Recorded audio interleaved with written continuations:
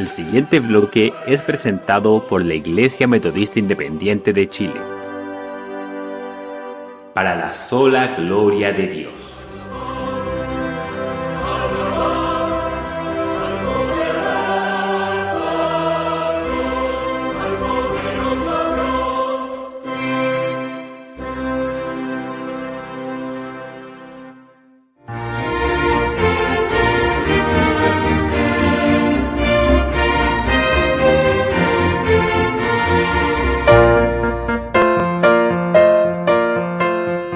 Un saludo muy afectuoso a todos nuestros auditores, desde donde quiera que nos estén escuchando. Agradecemos vuestra sintonía y queremos compartirles el día de hoy un programa especial. Estaremos revisando la historia de la Biblia en español, con motivo de la conmemoración del mes de la Biblia en Hispanoamérica. Pero primero que todo, estaremos recibiendo el buen consejo que nos trae la meditación devocional Se la medita en estas palabras, que en el día de hoy es traída por nuestra hermana Claudia Beltrán, de la Tercera Iglesia Metodista Independiente de Santiago de Chile. Luego de eso, el resto del programa estará destinado a nuestro tema central. Esperamos que sea de mucha edificación para cada uno de ustedes.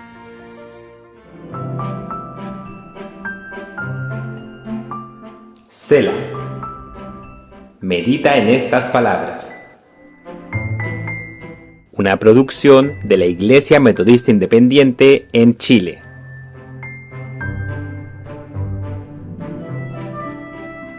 Pon mis lágrimas en tu redoma.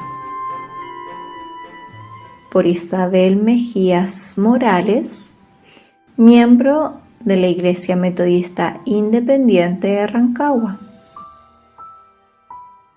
Lectura bíblica, Juan 19, versículos 39 y 40. Y vino también Nicodemo, el que antes había venido a Jesús de noche, trayendo un compuesto de mirra y de aloes como 100 libras. Tomaron pues el cuerpo de Jesús y envolviéronlo en lienzos con especias, como es costumbre de los judíos sepultar. Texto bíblico, Salmo 56, 8. Mis huidas has tú contado. Pon mis lágrimas en tu redoma. ¿No están ellas en tu libro? Conozco a muchas personas que coleccionan botellas de vidrio, ya sean por su forma moldeada, su color llamativo o su textura. El envase es importante, pero lo esencial muchas veces es su contenido. Una redoma es una vasija o recipiente de pequeño tamaño, originalmente de cerámica y luego de vidrio, ancha en su base y que se va estrechando hasta la boca. Su propósito es guardar y escanciar líquidos. Se utilizaba como instrumento para ungir a profetas, reyes y sacerdotes. Levítico 8:12. Una de las tantas etapas de adversidad que el rey David tuvo se originó cuando fue prendido por los filisteos en Gat. Su angustia fue tal que llegó a exclamar: «Pon mis lágrimas en tu redoma». En ese momento de valle de sombras, frente a sus enemigos, David oró y lloró delante de la presencia de Dios, reconociendo que era el único que podía dar solución a su tribulación. Sabía que lo podía ayudar, socorrer, aliviar, entender, consolar en cada adversidad. Cada lágrima derramada en la redoma de Dios está escrita en un libro. Y para cada sufrimiento, dolor o angustia, Dios tiene su consuelo y alivio. Dios nos conoce a la perfección. Conoce nuestras alegrías y tristezas, logros y fracasos, triunfos y derrotas. En cada una de ellas, Él siempre está dispuesto a recibir tus lágrimas, depositarlas en su redoma y registrarlas en su libro.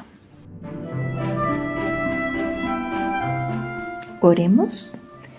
Padre Celestial, gracias por tu fidelidad, por estar en cada tribulación, cada momento de alegría y tristeza, por recibir mis lágrimas en tu redoma y escribirla en tu libro. En el nombre de Jesús, amén. Dios nunca nos olvida y abandona. Él siempre está ahí.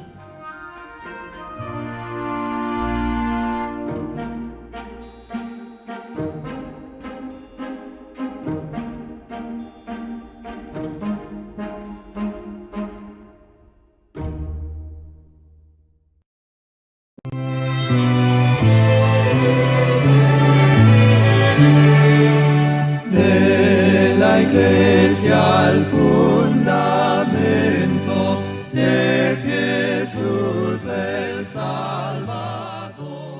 En esta edición estaremos compartiendo un programa especial dedicado al mes de la Biblia.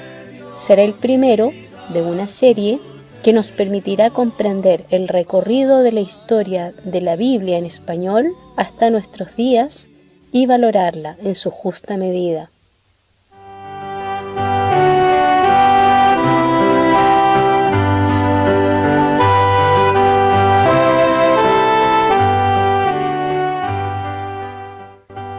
Si yo le preguntara cuánto le costó a usted el ejemplar de la Biblia que tiene para su uso personal, lo más probable es que su valor haya sido moderado. Se puede comprar una por 9.000 o 10.000 pesos chilenos.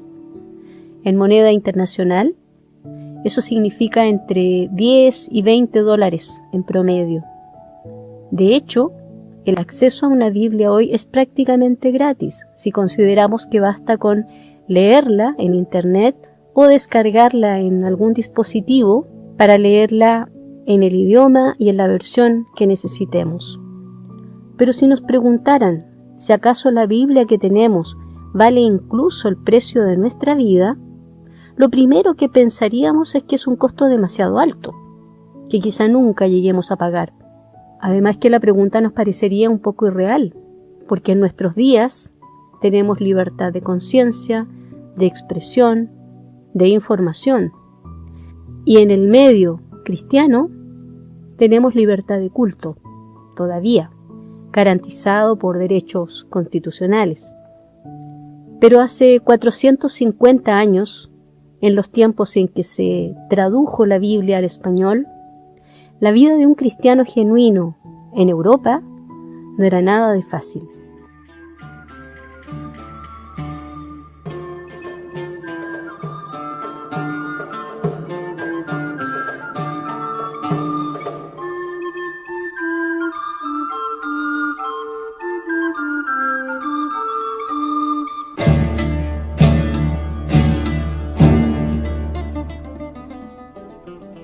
En la España del siglo XVI, es decir, durante los años 1500 y algo, arriesgarse a traducir la Biblia o tan solo poseer una Biblia en lengua española era un gran peligro a causa de la Inquisición.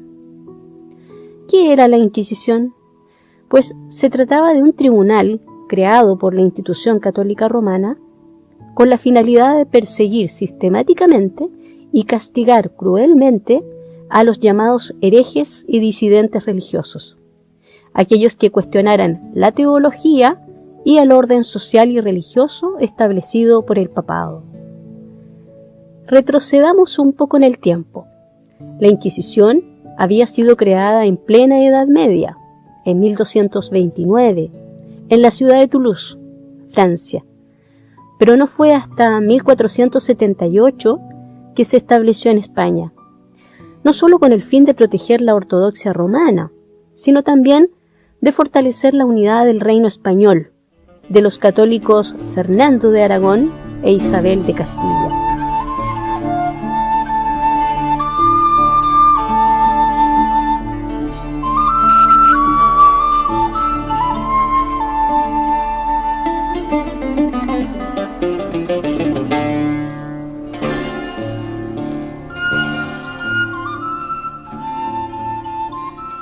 cuándo se escribió la primera versión en español de la Biblia?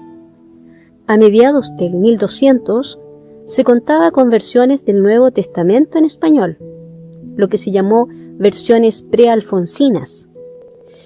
Bajo el patrocinio del rey Alfonso X el Sabio, entre 1260 y 1280, se tradujo la Vulgata desde el latín, lo que se llamó propiamente la Biblia alfonsina.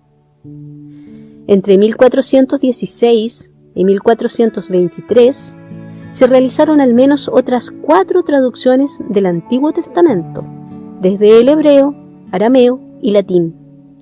Una de ellas, la Biblia de Alba, fue traducida a lengua romance por un judío español, Rabí Moshe Arragel. Por eso también se le llamó la Biblia de Arragel. La posesión y lectura de estas Biblias era normalmente de uso privado, para los reyes, pues la institución católica romana sostenía en su doctrina que la lectura, traducción e interpretación de las Sagradas Escrituras solo quedaba restringida al clero, en ningún caso al vulgo. Esto vendría a ser contradicho, como sabemos, con el proceso de la Reforma Protestante.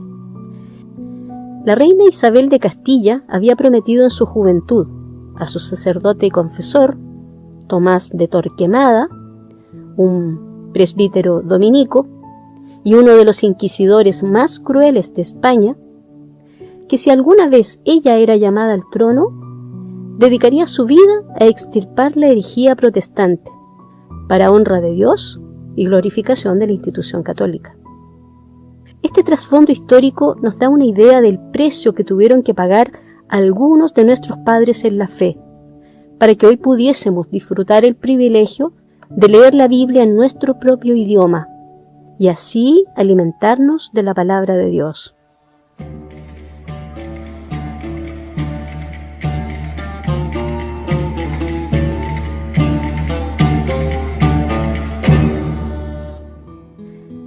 Ya en 1542, Francisco de Encinas, con apenas 20 años de edad, había publicado su traducción al español del Nuevo Testamento. 10 años más tarde, en el 1553, 2 judíos publicaron una versión del Antiguo Testamento en español, y esa versión se conoce como la Biblia de Ferrara, por cuanto fue dedicada al duque de esa ciudad, en Italia. En 1556 aparece en Venecia otro Nuevo Testamento en español, traducido por Juan Pérez de Pineda. Y algunos críticos entienden que esta nueva versión es en realidad una revisión del Nuevo Testamento de Francisco de Encinas. Sin embargo, es considerada como la mejor de las antiguas versiones castellanas del Nuevo Testamento. Tengamos presente que en esos días la Inquisición tenía en España puestos de control en todos los caminos para que la palabra de Dios, traducida a lengua común, no fuese introducida a escondidas en territorio español. Los reyes católicos habían colocado funcionarios aduaneros en todos los puestos marítimos y en todos los pasos terrestres, con la suficiente autoridad para revisar todo paquete y toda persona que entrara en el reino. En ese tiempo, Juan Pérez de Pineda vivía en Ginebra, Suiza, donde Juan Calvino estaba siendo ampliamente usado por el Señor en el proceso de reforma de la Iglesia en aquella ciudad. Ginebra se había convertido en un refugio para muchos cristianos que habían huido de sus países para escapar de la Inquisición. Un día se presentó a la puerta de su casa un hombre de apariencia muy extraña, bajo de estatura y aparentemente jorobado. Este hombre se llamaba Julián Hernández, pero era conocido como Julianillo por su baja estatura. Este Julianillo había viajado mucho por todos los países del continente y había trabajado en imprentas alemanas y en los Países Bajos, donde la Reforma Protestante tenía mucha fuerza. Algunos suponen que fue su trabajo en las imprentas lo que Dios usó para traerlo al conocimiento de Cristo. Julianillo le ofreció a Juan Pérez de Pineda servirle de secretario o amanuense, o corrector de pruebas, Pero al plantearse el problema de cómo introducir las Biblias en España, el propio Julianillo se ofreció para hacerlo de contrabando. Para esto consiguió unos barriles de vino de doble piso, colocando las Biblias en el piso de abajo, y se dirigió hacia España con tal sagacidad y sangre fría que pudo traspasar todos los puestos de vigilancia de la Inquisición. Así llegó a Sevilla, donde depositó los Nuevos Testamentos en la casa de Juan Ponce de León, para que éste se encargara de distribuirlos. Pero Juan Ponce de León fue descubierto y llevado a la hoguera por la Inquisición el 24 de septiembre de 1559. Hagamos un paréntesis para señalar que en ese mismo año, 1559, la institución católico-romana había publicado un índice de libros prohibidos, entre los cuales se encontraban las traducciones de la palabra de Dios en el idioma común o vulgar, que no fuese hebreo, caldeo, griego o latín. Esta prohibición sería confirmada algunos años más tarde, en el Concilio de Trento. Pero, volviendo a Julianillo, estas persecuciones de la Inquisición no afectaron su compromiso, puesto que continuó introduciendo nuevos testamentos a España mientras vendía telas para ocultar su identidad y su verdadero trabajo. Al poco tiempo, esto comienza a crear inquietud en el credo católico, que no se explicaba cómo es que había tantos Nuevos Testamentos y Biblias protestantes en suelo español, a pesar de la extrema vigilancia de la Inquisición. Algunos llegaron a pensar incluso que esto debía ser una obra directa de Satanás, que los desaparecía y luego los hacía aparecer. Finalmente, Julianillo fue traicionado por un herrero que le mostró a un sacerdote el Nuevo Testamento que Julianillo le había obsequiado. Fue apresado y conducido a las cárceles del Santo Oficio en Sevilla, y en ningún momento ocultó su fe, ni tampoco el hecho de que había sido él quien había introducido estos libros en España. Y a pesar de que lo torturaron sistemáticamente, se negó a revelar los nombres de los evangélicos españoles. Con los miembros dislocados, animaba a los otros presos cantando canciones contra los frailes y arengando a sus hermanos a que se mantuviesen fieles al Señor en medio del sufrimiento.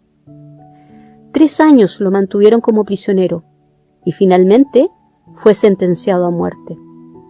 Cuentan los historiadores que al llegar a la hoguera, él mismo se encargó de colocar las leñas sobre su cabeza.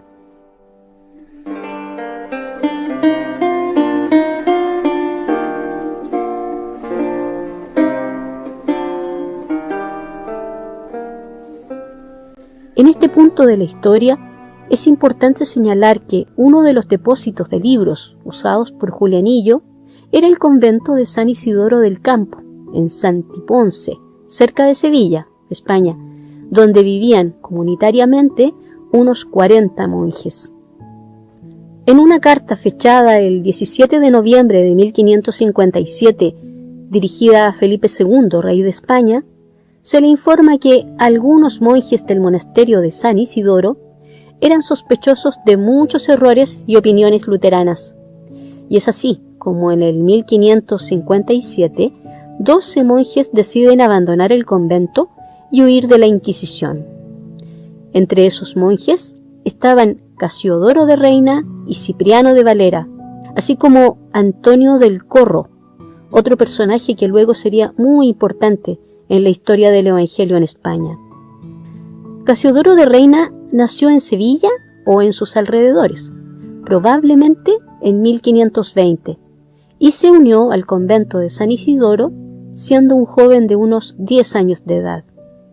No sabemos con exactitud cómo fue su conversión, pero sí sabemos que comenzó a estudiar las Escrituras desde muy joven, y antes de huir del convento en 1557, estos 12 frailes habían acordado encontrarse en Ginebra al año siguiente, como de hecho lo hicieron. Pero, por algunos inconvenientes, Casiodoro decide trasladarse a Frankfurt, Alemania, en 1558, no sin antes comenzar la traducción del Antiguo Testamento al español.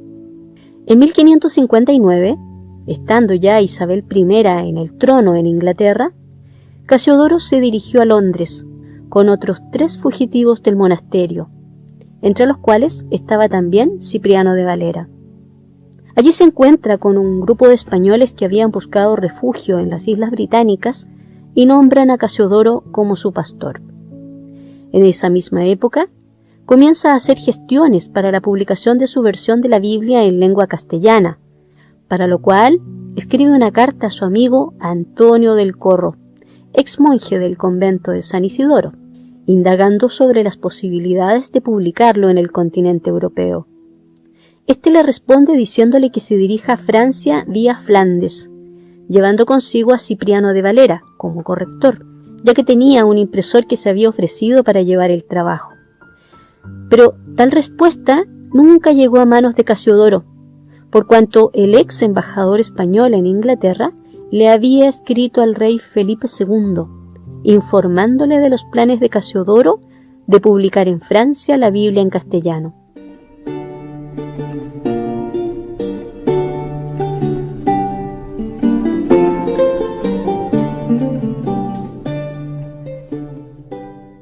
En respuesta, el rey Felipe II le pidió que buscara la manera de sacar a Casiodoro de suelo inglés, para así poder echarle mano.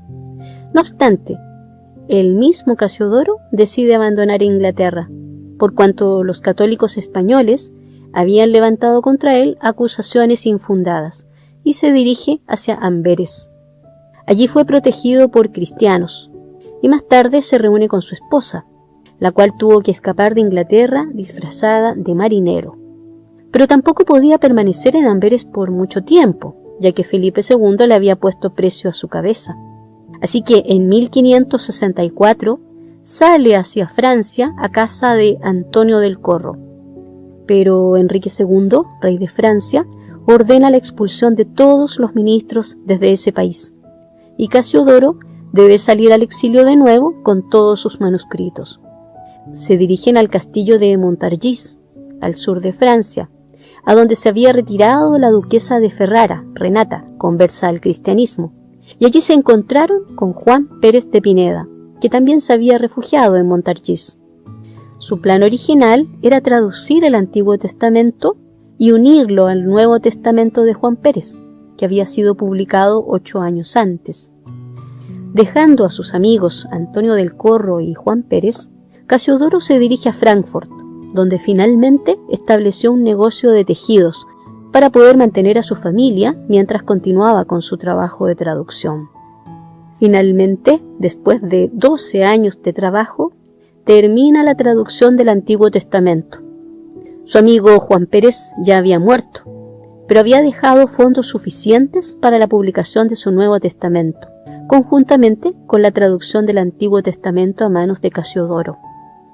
Sin embargo, Casiodoro no pudo usar el Nuevo Testamento de Juan Pérez, por cuanto los ejemplares que estaban siendo impresos en París fueron confiscados y destruidos. Esto lo obligó a preparar su propia traducción del Nuevo Testamento, lo que retrasó la impresión que se estaba llevando a cabo en Basilea, Suiza. En agosto de 1569, la obra es finalmente concluida, y el 26 de septiembre de ese año fueron impresos los primeros 260 ejemplares. De inmediato se prepararon 4 grandes toneles llenos de ejemplares de la Biblia en castellano, que probablemente serían introducidos en España por la vía de Flandes, en los Países Bajos.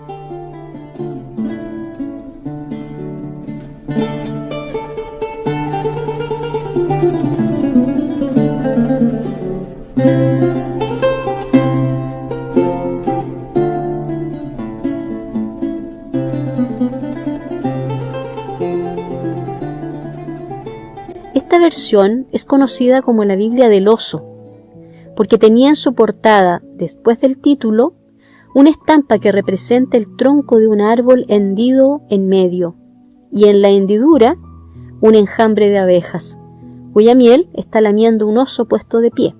Y hay un libro abierto que está casi al pie del tronco, y en él se lee lo siguiente: la palabra del Dios nuestro permanece para siempre, que es el texto del Salmo 40, versículo 8, parte B. Pero la historia no concluye allí.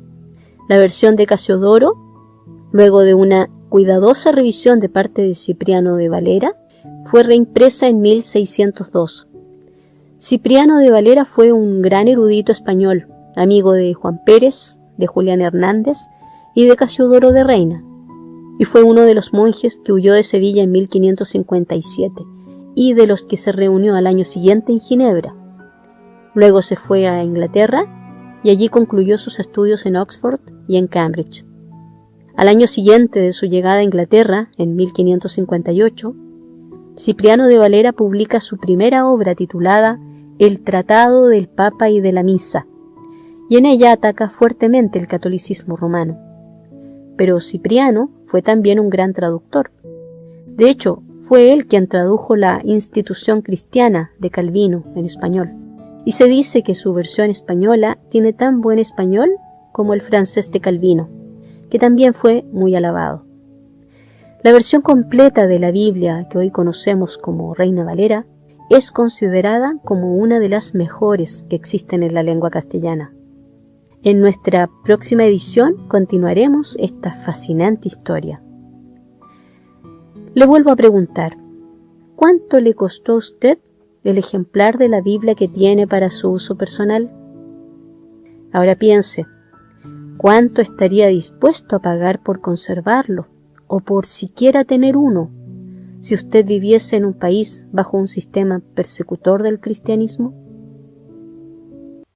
Santa Biblia para mí, eres un tesoro aquí, tú contienes con verdad la divina voluntad, tú me dices lo que soy, de quién vine y a quién voy, tú reprendes mi dudar, tú me exhortas sin cesar, eres faro que a mi pie va guiando por la fe a las fuentes del amor del bendito Salvador. Eres infalible voz del Espíritu de Dios que vigora al alma da cuando en aflicción está. Tú me enseñas a triunfar de la muerte y el pecar. Por tu santa letra sé